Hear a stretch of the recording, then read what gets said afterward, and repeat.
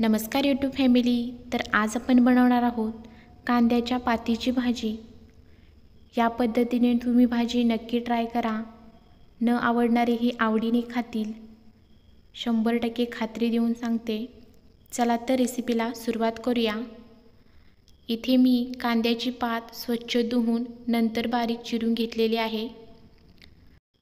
आता गॅसवर कढई गरम करून त्याच्यामध्ये तेल घालायचं आहे। तेल गरम झाल्यानंतर त्याच्यामध्ये टाकायची आहे मोहरी। लगेचच त्याच्यामध्ये घालायचं आहे जिरे। मोहरी छान फुलली गेल्यानंतर त्याच्यामध्ये टाकायचं आहे ठेचलेला लसूण। इथे मी 7 ते 8 पाकळ्या लसणाच्या घेतल्या होत्या, त्या ठेचून घेतल्यात। लसूण घातल्यानंतर तांबूस रंगावर भाजून घ्यायचं आहे। आता याच्यामध्ये घालायची आहे चिरलेली कांद्याची पात। सर्व पात घालून झाल्यानंतर भाजी परतून घ्यायची आहे। ही भाजी करताना सुरुवातीलाच मीठ घालू नका। भाजी छान शिजल्यानंतर शेवटी मीठ घाला। आता याच्यामध्ये घालायचं आहे भिजवलेली मुगाची डाळ।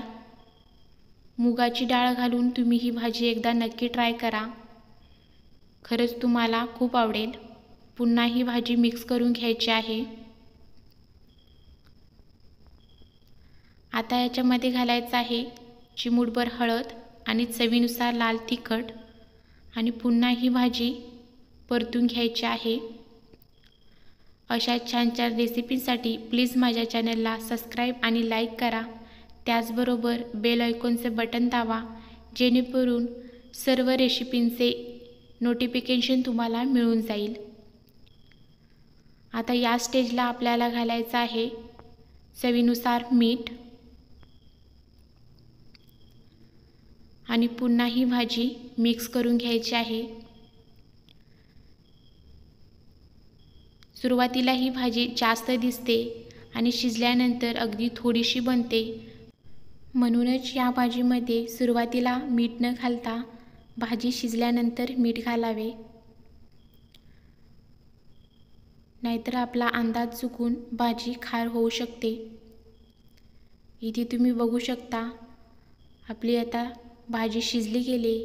आता ह्याच्यामध्ये घालायची आहे बारीक चिरलेली कोथिंबीर आणि पुन्हा ही भाजी मिक्स करून घ्यायची आहे।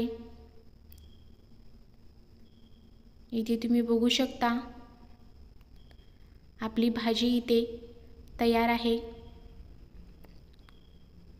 धन्यवाद।